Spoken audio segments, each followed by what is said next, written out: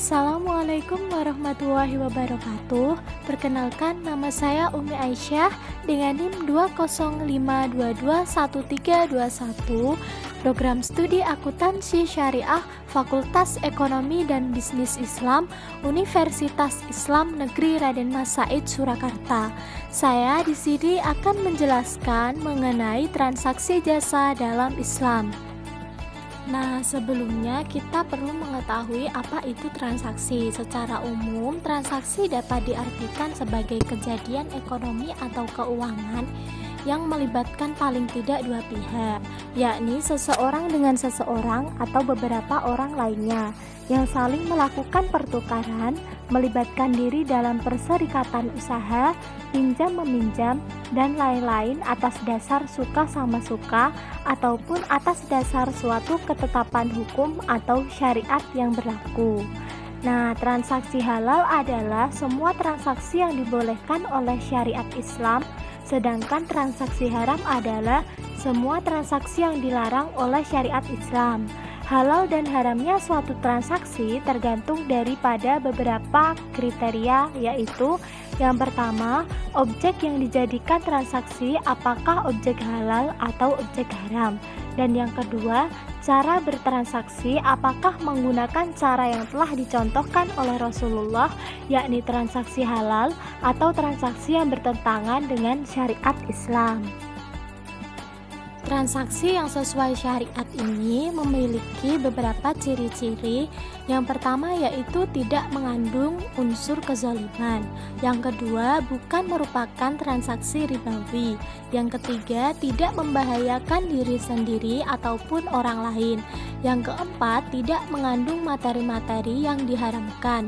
Dan yang kelima, tidak mengandung unsur judi atau maisir, penipuan atau horor, monopoli atau penimbunan, ikhtikar, mengeksploitasi atau istiglal, pura-pura tidak tahu, jahalah, menutup-nutupi atau tadlis, merekayasa seakan-akan banyak pembeli, yakni bai najasi, merekayasa riba atau inah, merekayasa pembeli tidak mempunyai pilihan atau taljiah, dan memanfaatkan ketidaktahuan informasi tentang harga si konsumen atau hubun. Prinsip dasar transaksi syariah. Semua bentuk muamalah boleh dilakukan kecuali ada dalil yang mengharamkannya. Kebebasan membuat kontrak berdasarkan kesepakatan bersama atau tijarotan antarodim minkum, dan kewajiban memenuhi akad. Yang pertama yakni semua bentuk muamalah boleh dilakukan kecuali ada dalil yang mengharamkannya. Yang kedua, kebebasan membuat kontrak berdasarkan kesepakatan bersama dan kewajiban memenuhi akad. Yang ketiga, pelarangan dan penghindaran terhadap riba, maisir, dan horor. Yang keempat, etika atau akhlak dalam bertransaksi. Dan yang terakhir, dokumentasi atau penulisan perjanjian atau akad untuk transaksi tidak tunai. Transaksi jasa yang pertama yakni ijaroh. Apa itu ijaroh? Ijaroh ini berasal dari bahasa Arab yang memiliki makna imbalan atau upah sewa atau jasa. Istilah ijaroh pada umumnya digunakan dalam perbankan syariah. Secara makna dan konteksnya dalam perbankan, ijarah adalah pemindahan hak guna suatu barang dengan pembayaran biaya sewa tanpa diikuti pemindahan kepemilikan atas barang tersebut. Singkat kata, ijarah berarti menyewa suatu tanpa maksud memilikinya. Contoh transaksi ijarah ini yakni dalam perbankan syariah. Salah satu contoh transaksinya bisa dilihat dalam pinjaman multiguna. Contohnya, seseorang menjaminkan sepeda motornya ke bank untuk mendapatkan pinjaman. Hak guna sepeda motor tersebut berpindah ke bank, namun tidak ada kepemilikannya. Setelah nasabah melunaskan pinjamannya, maka hak guna sepeda motor tersebut kembali kepada nasabah. Rukun ijaroh. Adapun rukun-rukun dalam ijaroh yakni yang pertama, ada orang yang menyewa suatu barang yakni muajir dan mustajir. Yang kedua, ada akad antara penyewa dan yang menyewakan. Yang ketiga, ijab qabul atau sigot. Yang keempat, ada upah atau ujrah. Yang kelima, ada manfaat baik antara pihak yang menyewakan dan pihak penyewa. Selanjutnya, syarat dari ijaroh. Yang pertama, kedua pihak yang melakukan transaksi sudah dewasa atau baligh dan berakal. Yang kedua, kedua pihak yang melakukan transaksi memiliki kerelaan dan tidak didasarkan suatu paksaan dari pihak manapun. Yang ketiga, barang yang menjadi objek transaksi harus jelas adanya. Yang keempat, barang yang menjadi objek transaksi harus halal sesuai syariah Islam. Yang kelima, barang yang menjadi objek transaksi menjadi hak mujar atas seizin pemiliknya. Dan yang terakhir, manfaat yang didapatkan harus diinformasikan secara terang dan jelas. Selanjutnya yakni jenis dari ijaroh. Terdapat dua jenis ijaroh berdasarkan objek yang disewakan, yakni yang pertama ijaroh manfaat. Ijaroh jenis ini memiliki objek sewa berupa aset yang tidak bergerak seperti rumah, kendaraan, pakaian, perhiasan, dan lain sebagainya. Yang kedua, ijaroh pekerjaan. Ijaroh atas pekerjaan mengarah kepada objek sewa yang berbentuk pekerjaan atau jasa, yakni seperti menjahit baju, memperbaiki barang, membangun bangunan, mengantar paket, dan lain-lain. Sementara berdasarkan PSAK nomor 107, ijaroh terbagi ke dalam beberapa jenis. Yang pertama, ijaroh asli, yakni transaksi sewa menyewa terhadap objek ijaroh yang dilakukan tanpa ada perpindahan hak kepemilikan atas aset atau barang tersebut. Yang kedua, ijaroh muntahiyah bitamlik atau yang disingkat sebagai IMBT.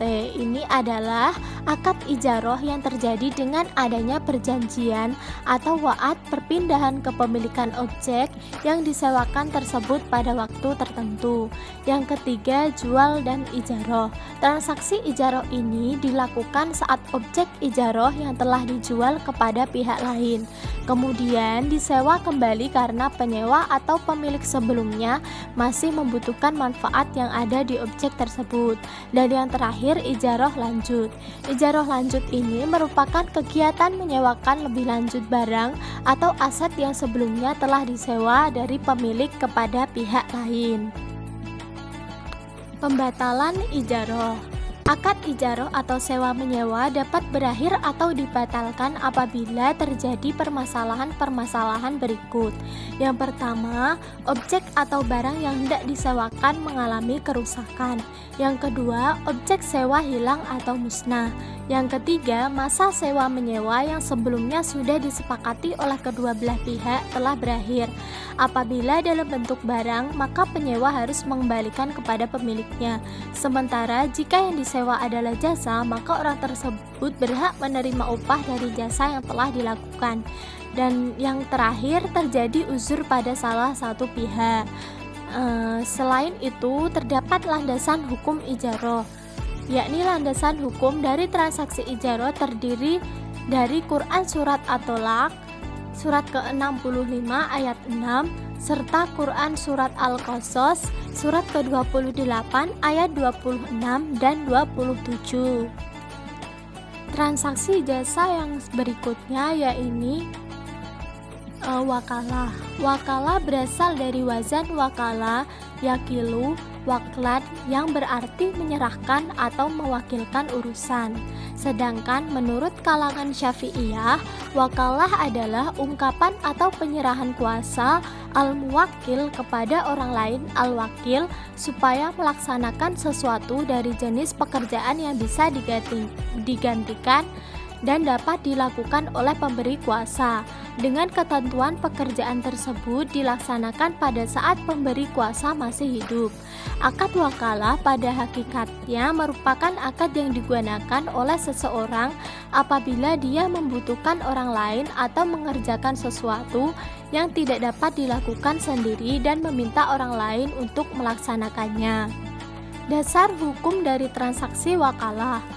Menurut Fatwa DSN MUI nomor 10 garis miring DSN strip MUI garis miring 4 garis miring 2000 terhadap beberapa dalil yang menjelaskan wakalah, diantaranya 1.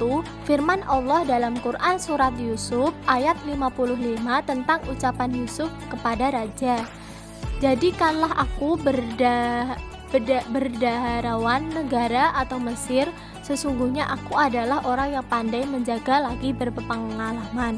Yang kedua, firman Allah Quran surat Al-Baqarah ayat 283 yang artinya, "Maka jika sebagian kamu mempercayai sebagian yang lain, hendaklah yang dipercaya itu menunaikan amanatnya dan hendaklah ia bertakwa kepada Allah Tuhannya." Yang ketiga, firman Allah Quran surat Al-Maidah ayat 2 yang berarti, "Dan tolong menolonglah dalam mengerjakan kebajikan dan takwa, dan janganlah tolong menolong dalam mengerjakan dosa dan pelanggaran." Rukun dan syarat wakalah. Berikut rukun dan syarat yang harus dipenuhi di dalam transaksi wakalah, antara lain: yang pertama, orang yang memberi kuasa al-muwakil memiliki syarat, yakni pemilik sah yang dapat bertindak terhadap sesuatu yang diwakilkan. Orang mukallaf atau anak mumayyiz dalam batas-batas tertentu, yakni dalam hal-hal yang bermanfaat baginya seperti mewakilkan untuk menerima hibah, menerima sedekah, dan sebagainya. Yang kedua, orang yang diberi kuasa atau al-wakil memiliki syarat-syarat. Yang pertama, cakap hukum. Yang kedua, dapat mengerjakan tugas yang diwakilkan kepadanya. Yang ketiga, wakil adalah orang yang diberi amanat. Syarat yang ketiga, perkara atau hal yang diwakilkan atau al-taukil memiliki syarat-syarat. Dapat diketahui dengan jelas orang yang mewakili tidak bertentangan dengan syariah Islam, dapat diwakilkan menurut syariah Islam. Yang keempat, pernyataan kesepakatan atau ijab dan qabul memiliki syarat-syarat, yakni pernyataan ijab dan qabul harus dinyatakan oleh para pihak untuk menunjukkan kehendak mereka dalam mengadakan kontrak atau akad.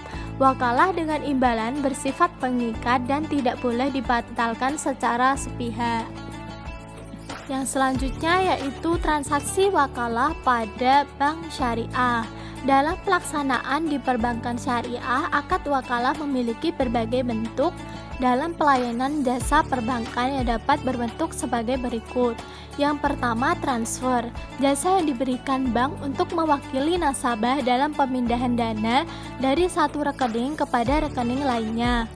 Yang kedua, collection atau inkaso, merupakan kegiatan jasa bank untuk melakukan amanah dari pihak ketiga yang berupa penagihan sejumlah uang kepada seseorang atau badan tertentu di kota lain yang telah ditunjuk oleh si pemberi amanat. Yang ketiga, penitipan adalah akad pendelegasian pembelian barang terjadi apabila seseorang menunjuk orang lain sebagai pengganti dirinya untuk membeli sejumlah barang dengan menyerahkan uang dengan harga penuh sesuai dengan harga barang yang akan dibeli dalam kontrak wadiah. Yang selanjutnya yaitu letter of credit, adalah surat pernyataan akan membayar kepada yang diterbitkan oleh bank untuk kepentingan importir atau eksportir dengan pemenuhan persyaratan tertentu sesuai dengan prinsip syariah. Dalam pelaksanaannya dapat menggunakan akad-akad wakalah bil ujrah, qard, murabahah, salam atau istisna, mudharabah, musyarakah, dan hawalah ijarah. Transaksi jasa yang terakhir yakni ji'alah. Secara bahasa, jialah atau pengupahan berarti sesuatu yang diberikan kepada seseorang karena ada sesuatu yang dikerjakan. Sedangkan secara syar'i, jialah berarti hadiah atau pemberian seseorang dalam jumlah tertentu kepada orang yang mengerjakan perbuatan khusus, diketahui atau tidak diketahui. Sebagai ilustrasi, contohnya, seseorang berkata, "Barang siapa membangun tembok ini untukku, ia berhak mendapatkan uang sekian." Bagi orang yang membangun tembok itu, maka untuknya berhak atas hadiah atau upah yang disediakan. Dalam konteks syar'i, jialah adalah sebuah permintaan dari seseorang agar mengembalikan barang yang hilang dengan bayaran yang ditentukan.